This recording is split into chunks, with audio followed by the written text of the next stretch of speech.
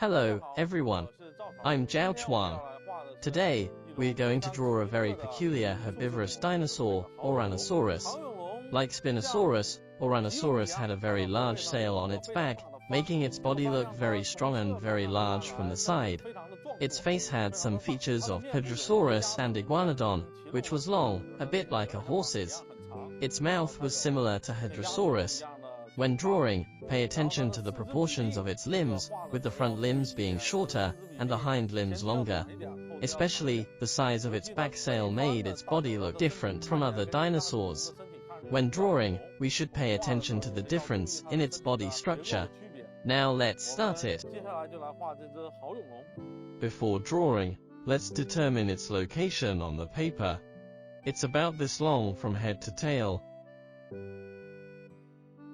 with the tail accounting for half of the body length.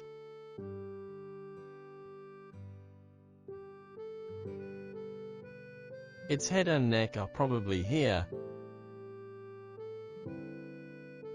and its head is this big. After determining these positions, we can get into the details. First, let's start with its head. We draw its mouth first. Although its mouth fossil looks like a flat duck's bill, it had a downward growing beak when it was alive. The corners of its mouth are here. Its head was generally in a shape with a narrow front and a wider rear.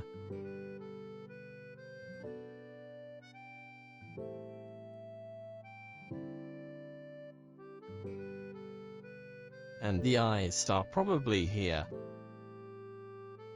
Behind its eyes was the temporal foramen, and we draw some fat and wrinkles around the corners of the mouth. Next, we draw its nostrils. The top of its nose was relatively flat, but there were two bulges in front of the eyes, like a small triangle.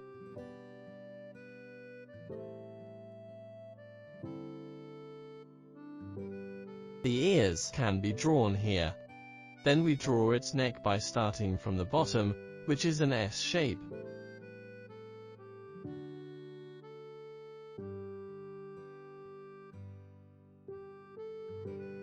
The throat was softer. Since the top of the neck was connected to the back, we'd better draw the back first. Next, we draw its shoulders. The shoulders probably had an outline like this, and we draw it a little vaguely. Its sternum located near the rear of the shoulders. This position is the connection between its arms and the trunk, followed by the upper arm and the lower arm. Next we draw its hands, which had 5 fingers. Its hands were very similar to those of Iguanodon, with 3 fingers in the middle merged into a hoof.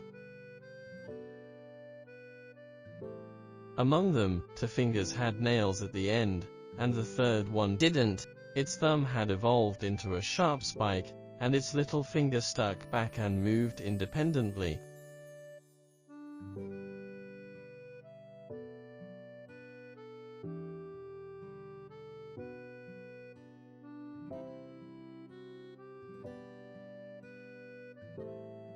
The same goes for the other hand. Then, the thumb and the little finger. Next, let's draw its legs. We start from the top of its ilium, that is the top of the pelvis. The top of the ilium is about the same height as the shoulder blade. Its thighs were relatively short. We can draw some muscles on the back of the thigh.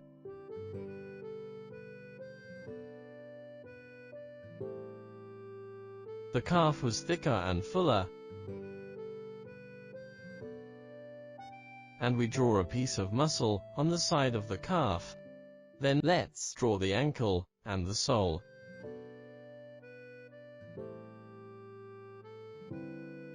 Like Hadrosaurus and Iguanodon, it had 3 toes and a pad on the back. Then we draw its belly.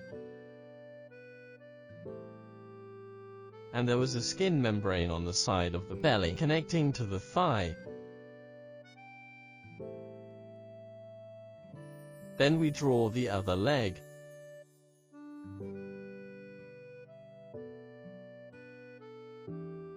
These are the toes, the pad behind the toes, and this location is its ankle.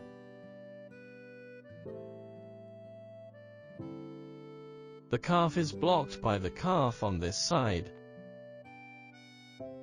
Backward we draw the position of its ischium,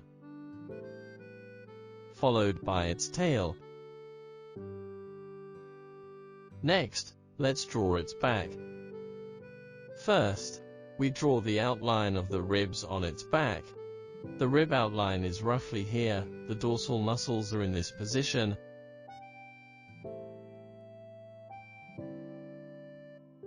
And the tail is here. We draw a dotted line because it had a sail-like structure on its back. Like Spinosaurus, one feature of Ouranosaurus was a sail-like structure on its back, formed by the upward lengthening of neural spines. The highest is on the front half of its body.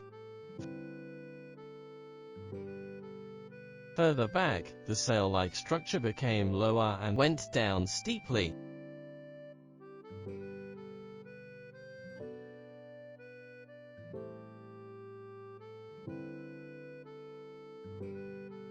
Now we know that the position from the back of the head to the shoulders of Hadrosaurs, which is the back of the neck, was actually connected by a layer of very thick muscles, making its neck look thicker.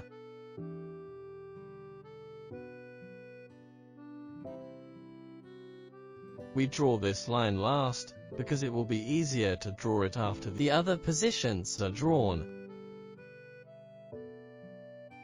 Next, we draw the outline of the neural spines.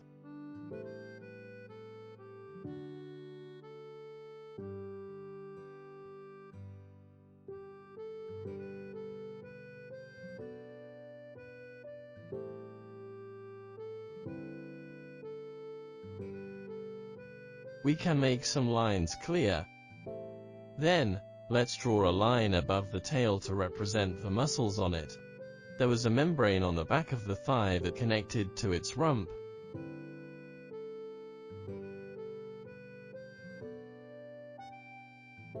Good, like this, we've finished drawing this Ouranosaurus.